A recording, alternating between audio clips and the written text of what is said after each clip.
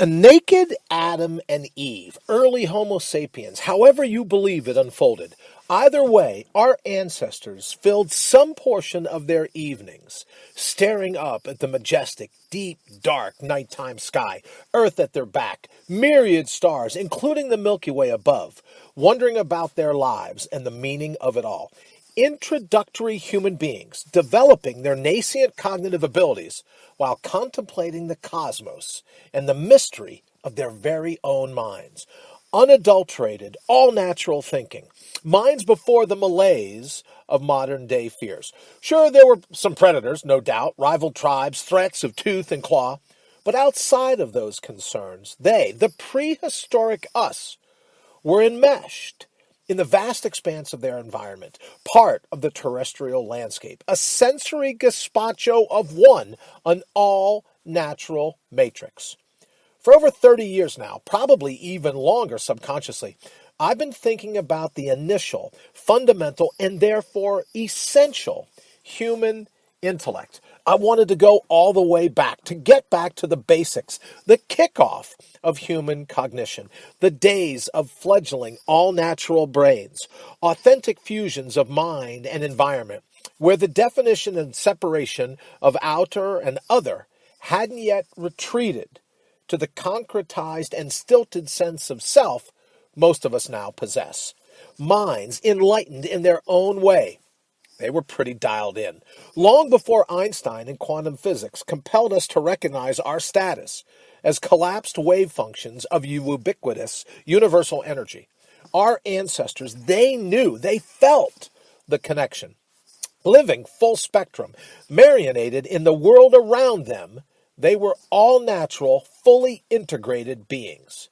Today, we have remnants of that being, retired as it may be, the part of our genetic makeup causing us to explore, to push the envelopes of our understanding, while at the same time to strive for a connection we sense we already have. Now, I believe this lack of holistic integration, not only with our surroundings, but with our fragmented sense of self, so not only the outside world, but our inside world, is the root cause of mental disease, frustration, and anxiety.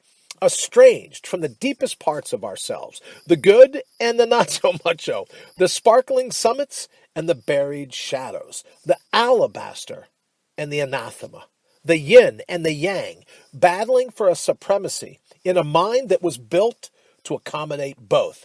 Now that's gotta lead to a ton of stress and anxiety, because a healthy, fully integrated intellect embraces all of its neuronal nooks and crannies, towning or tight-lipped, in the struggle between our virtues and our vices, our decency and our defects, our dignified and our disguised.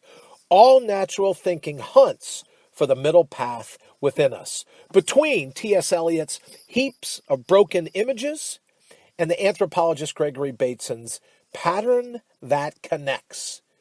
In the psychological rift between our cherished headlines and the thoughts and feelings we censor and hide, between the press clippings we're proud of and the fine print we do our best to cover and obscure, I always fall back on Joseph Campbell and a train of thought he had.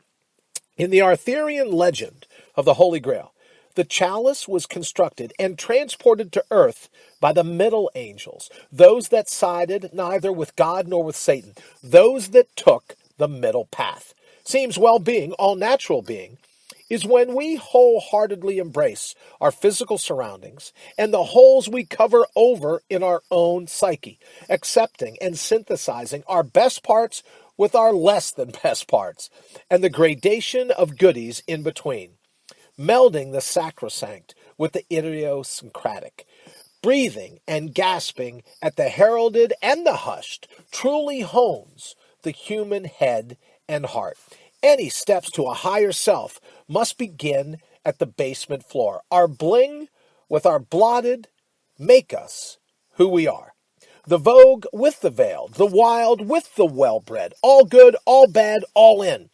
There is no other singularity that matters. Thankfully, a fully integrated, defragmented soul knows who it is, why it is here, and what it's going to make of the fleeting time it has been given. And you gotta dig that.